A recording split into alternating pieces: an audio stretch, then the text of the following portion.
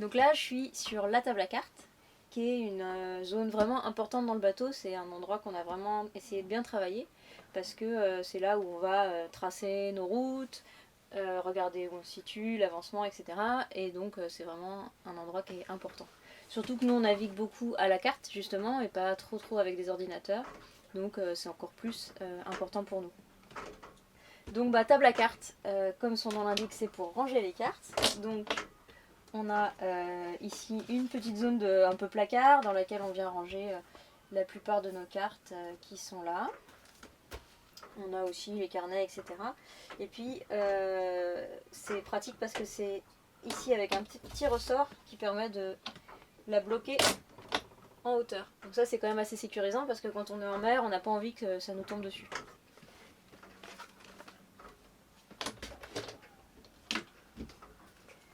Donc on a un assez grand espace quand c'est bien rangé qui nous permet d'ouvrir nos cartes et d'avoir quand même de l'espace de travail.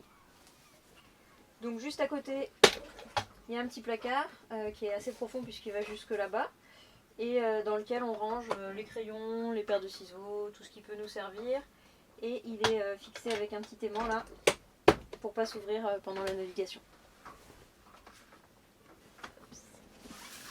Ici, on a rangé tout ce qui concerne la navigation à nouveau. Donc on va avoir par exemple l'almanach pour avoir les marées, tous les guides de navigation d'hiver avec la présentation des ports. Et puis on a aussi quelques petites BD qui étaient hors format, qui ne rentraient pas dans la bibliothèque. On a mis aussi ici tout ce qui relève un petit peu de la sécurité, puisque c'est bien de préparer à l'avance une pochette avec les papiers d'identité, les papiers du bateau. Comme ça, si on a une urgence, hop, on emmène tout d'un coup. Voilà, ça c'est pour tout ce qui est un petit peu livre, papier, cartes, etc. Et je vais continuer en vous présentant l'électronique. Donc je vous ai présenté la partie navigation un peu plus traditionnelle avec les cartes papier, mais on a aussi un petit peu d'électronique. Donc nous on n'a pas grand chose sur le bateau parce qu'on aime bien naviguer surtout avec nos cartes, mais il y a quand même de l'électronique de base qui est nécessaire pour la sécurité. Donc on a ici par exemple le GPS. Donc c'est pas un traceur de cartes, c'est vraiment un GPS tout simple, mais qui suffit complètement, qui va nous donner la vitesse, la route et évidemment la zone où on se situe, latitude, longitude. Donc ça nous permet de faire un point régulièrement sur notre carte. Hop. Ensuite on a le sondeur et le speedo. Voilà, là on a la profondeur et la vitesse. Ici la VHF qui fait AIS. Donc l'intérêt de la VHF qui fait AIS, c'est que ça peut identifier un certain nombre de bateaux qui ont aussi l'AIS, donc souvent les bateaux de commerce, les bateaux de pêche et pas mal de plaisanciers maintenant. Et puis la VHF aussi pour la sécurité et la communication. Elle est gardée ici par notre ogre qui surveille la VHF. Dans cette petite zone, on a la lumière. Hop, je voulais vous montrer parce qu'on a choisi une lumière qui permet d'avoir aussi une lumière rouge, ce qui est vraiment pratique en navigation pour pas réveiller celui qui dort. Après, c'est pas complètement utilisable dans le sens où on peut pas lire les cartes en lumière rouge puisqu'on a certaines informations qui disparaissent. Donc on va également faire un petit filtre pour la laisser en lumière blanche mais moins forte. Comme ça, quand on est en navigation, ce sera un peu plus agréable de pouvoir lire sur les cartes. Mais la lumière rouge est quand même vraiment pratique parce que ça éclaire tout le bateau d'une petite lumière diffuse et c'est quand même vraiment confortable en navigation. Ici on a le baromètre qui nous donne les informations sur l'évolution de la météo. Et puis là on a notre... juste au-dessus du baromètre, on a un chronomètre qui nous donne l'heure et puis surtout qu'on peut programmer. Donc c'est pour les quarts de nuit, c'est pratique, on peut mettre 2 heures et pouf, ça sonne. On peut programmer plusieurs quarts comme ça.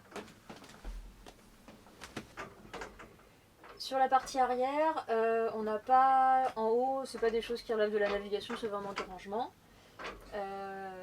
Mais en dessous, on a toute la partie tableau de bord pour la navigation. Donc on a ici les pompes, en cas d'urgence pour pomper. Et puis ici, tous les accessoires, donc lumière de feu de navigation, VHF, sondeur, etc. C'est des lumières bleues. Si c'était pas une super idée, parce que du coup la lumière bleue c'est beaucoup trop éblouissant. Et en fait là, comme on est vraiment visible dans l'angle de quelqu'un qui serait dehors à la barre, c'est complètement éblouissant pour le barreur. Donc on va cacher un petit peu ces lumières parce que c'est pas génial. À l'intérieur de cette boîte, on a aussi un petit tableau électrique, mais ici ça concerne tout ce qui est lumière. Donc on a les lumières des différentes zones du bateau. On a aussi le chauffage qui s'allume ici, une prise allume-cigare et puis une petite prise pour charger les téléphones et les appareils photo. Ici, on a une série de prises qui sont en 220 volts, donc ça on peut s'en servir que quand on est à quai, mais ça nous permet de ne pas tirer sur la batterie pour charger l'ordinateur par exemple quand on est au niveau d'un port. Donc, je vais en profiter pour allumer la lumière parce que le jour est bien tombé.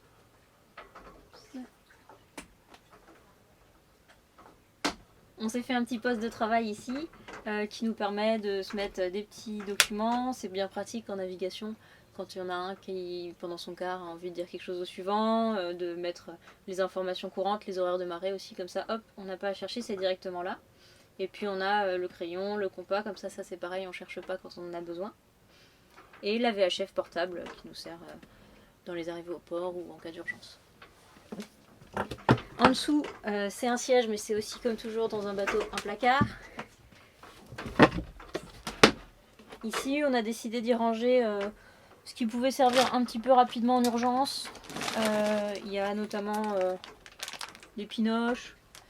Voilà, on a un petit peu d'outils de navigation. On a les sextants qui sont rangés là.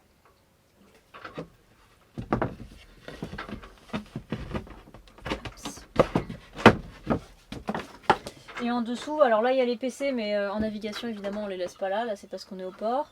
Et puis on a des élastiques qui permettent de maintenir différentes choses, une grosse lampe, un sac, des choses comme ça. Comme tout ce qu'il y a dans ce bateau, on a travaillé uniquement avec des matériaux de revalorisation.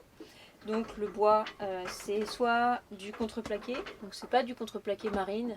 En intérieur il n'y a pas du tout besoin d'utiliser du contreplaqué marine tant qu'on s'occupe de bien le vernir régulièrement et qu'il ait une couche de protection. Donc on peut voir qu'il a des petits défauts et puis qu'il a aussi des écritures parce qu'en fait c'était des anciennes caisses de transport. Donc il y a les inscriptions qui sont visibles parfois à l'intérieur des portes de placard. Ces éléments-là qui sont en bois massif, qui font la structure, donc, la structure de cette table à cartes, c'est du frêne et c'est également des chutes d'ateliers qu'on a récupérées sur des chantiers. Donc je me suis fait un petit peu plaisir en faisant des petites queues d'aronde, un petit peu partout sur la table à cartes, mais c'est parce que c'est un peu la pièce centrale, j'avais envie qu'elle soit jolie. Donc souvent sur les bateaux, la table à cartes elle est directement sur bâbord ou sur tribord quand on rentre et vraiment sur un côté. Donc nous on a un bateau qui est pas très large, il fait que 3 mètres de large. Donc si on avait mis une table à cartes ici, ça aurait vraiment pris tout l'espace. Donc on a fait le choix, on n'avait jamais vu ça sur d'autres bateaux, peut-être que ça existe, mais nous on a fait le choix de fermer finalement le couloir de bâbord. Donc on ne peut plus accéder à la cabine avant par bâbord, mais bon, c'est un petit bateau, on peut très bien passer par tribord. Voilà, donc c'est fini pour cette vidéo où je vous ai présenté la table à cartes et tous les endroits où on range des éléments de navigation. La prochaine fois, on va avancer sur la partie cabine avant et ensuite on parlera de tribord et enfin à l'arrière.